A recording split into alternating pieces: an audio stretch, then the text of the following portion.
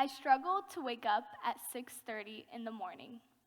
I attend school from 8 a.m. to 3 p.m. I put a ton of effort, energy, and focus into my schoolwork in order to maintain good grades and a high GPA. After a tiring school day, I rush home and change quickly. Then I drive down the street from my home to volunteer at Washington Hospital because it's important for college resumes and because without it, I won't get into college or my desired degree. After volunteering, I drive to my dad's house in Livermore since my parents are divorced. I get home anywhere from 8 to 10 p.m., tired and hungry after an already long day. I study and do homework while simultaneously eating dinner. After spending about an hour or two with my family out of an entire day, sometimes even less, I finally shower and go to bed. The next day, this entire routine repeats. I am burnt out. We've all heard this phrase before, burnt out. But what does it mean exactly? Well, burnout describes a severe stress condition that leads to extreme physical, mental, and emotional exhaustion.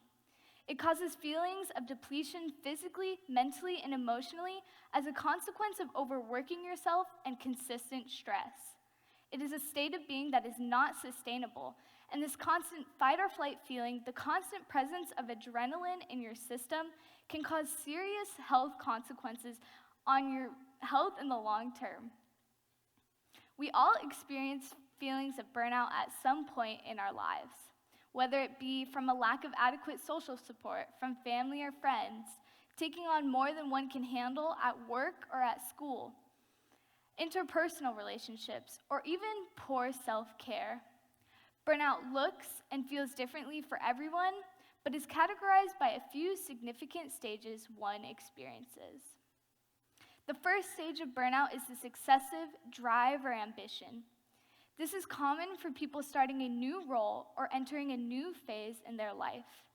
For instance, becoming an upperclassman and wanting to take advanced placement classes to spice up your transcript, or even taking on new extracurricular activities for your resume, or even joining a new leadership team. These are pressures we face when we look down the road and see college ahead of us. There is a desire to be the best, to stand out, and to hit your greatest potential. This ambition causes you to push yourself harder and harder, leading to the second stage of burnout, neglecting your own needs and finding no more free time for yourself. This can be as simple as things such as sleep or nutrition, but also things that you value and love, like hanging out with friends and family, creating art, playing an instrument, reading, exercising, gardening, baking, and more. Your values reconstruct. You only focus on that one job, that one class, that one goal, and you begin to neglect everything that once made you, you. This neglect for personal needs leads to frustration and withdrawal. Your frustration bottles up over time and leads to displacement of conflict, otherwise known as lashing out at others. For instance, you may be upset with something work or school related, but lash out at your mom, your biggest supporter, when she's only trying to help you. This stage of burnout often results in damaged relationships and self-neglect, making it harder to communicate your feelings and resulting in you feeling more isolated, ultimately making it harder to identify the burnout you are experiencing. In addition, you experience behavioral and personality changes and even begin to feel an inner emptiness. You find yourself becoming more short-tempered, more aggressive, and no longer as outgoing as before, but instead more quiet and reserved. These feelings of inner emptiness often result in thrill-seeking behaviors to cope, behaviors that aren't normal for us and can be extremely negative. This is when we begin to see dramatic spikes in substance abuse, gambling, or overeating, behaviors that briefly take away our pain, but leave more damage on the other side and in the long term. And finally, you face mental and physical exhaustion and the possibility of depression. This can also be described as mental or physical collapse. This impacts your ability to be resilient, and you feel left with a dark cloud hanging above you at all times. At this point, you have hit rock bottom. Depression causes life to lose all its meaning to you, and you begin to feel hopeless. The longer you go without recognizing and properly treating burnout, the worse your symptoms may get. On a physical level, this may mean feeling exhausted no matter how much sleep you get, increased pain or tension in the body, often presented as migraines or jaw tension, and even a higher frequency of illness. On a mental level, this may mean lacking motivation, lashing out at others, and experiencing feelings of depression. For us high schoolers, some symptoms may include an inability to focus, feeling bored or uninterested in certain aspects of school, an inability to meet important deadlines, and an increase in bad habits such as nail biting. A survey conducted by NYU was administered to a total of 128 juniors between two different private high schools. According to the survey, 49% of all students reported feeling a great deal of stress on a daily basis, and 31% reported feeling somewhat stressed. From this, we can see that approximately 80% of all study participants experience some level of stress on a daily basis. As we know, stress continuously in the long run can lead to burnout. The study stated that grades, homework, and college preparation were the greatest sources of stress for both genders. However, additional studies have shown that gender-based differences in burnout rates exist.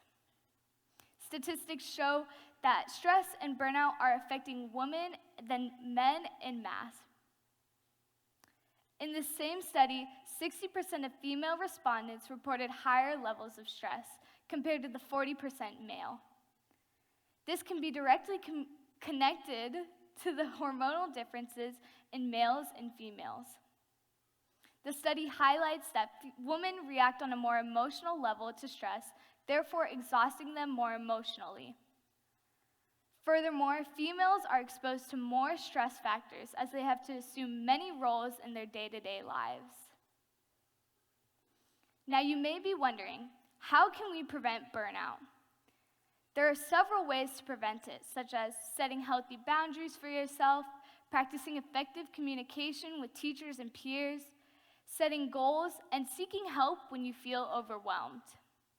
Maybe a friend or someone you know is experiencing burnout, so how can you help them?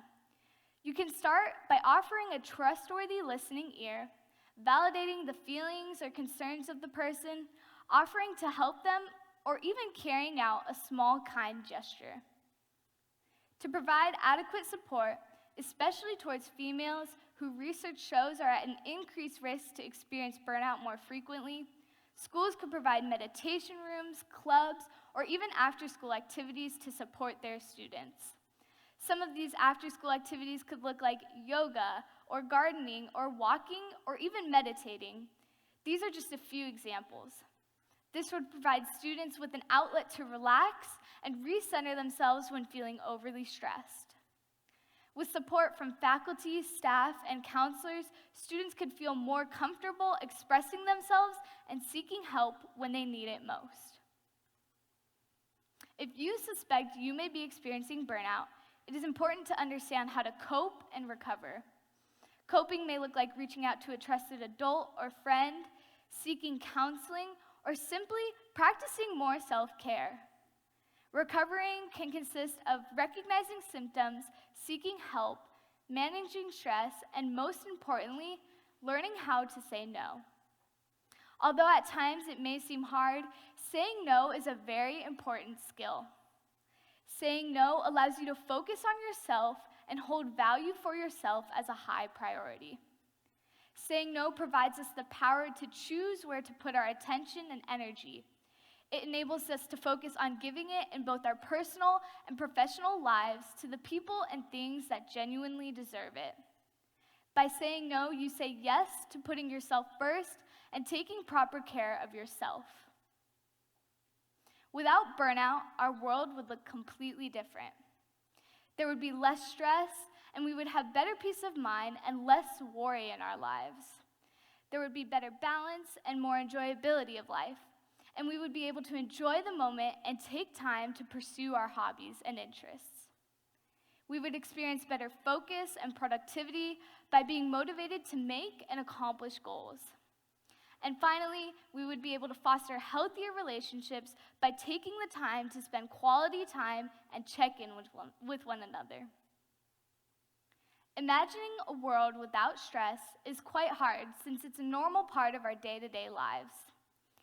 It is important to focus on identifying and eliminating burnout within our lives so that we can truly live stress-free. Reducing stress can be life-changing. Learning to listen to your mind and body is an important part of coping. During stressful times, having a strong support system is essential to making changes in order to overcome burnout. Stress and burnout can come and go in life, but it is important to never let it take over. In a chaotic world, learning to put yourself first and holding yourself as a high priority is integral. So start today. Make yourself a priority. Find what things excite you and make you truly happy, and start doing them. Because these are the things that will prevent you from experiencing burnout, and these are the things that will help you truly live life to its fullest. Thank you.